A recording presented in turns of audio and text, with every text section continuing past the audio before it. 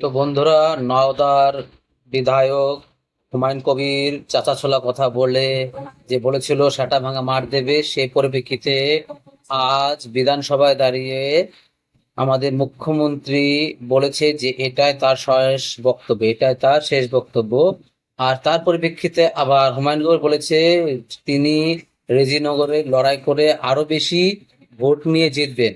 আর এইটাই হচ্ছে, দেখা যাক। আর মুখ্যমন্ত্রী বলেছে যে রেজিনগরে জেতার জন্য, তার ছেলেকে জেতানোর জন্য তিনি এই উস্কানিমূলক বক্তব্য দিচ্ছে, আর এটাই তার শেষ বক্তব্য হবে।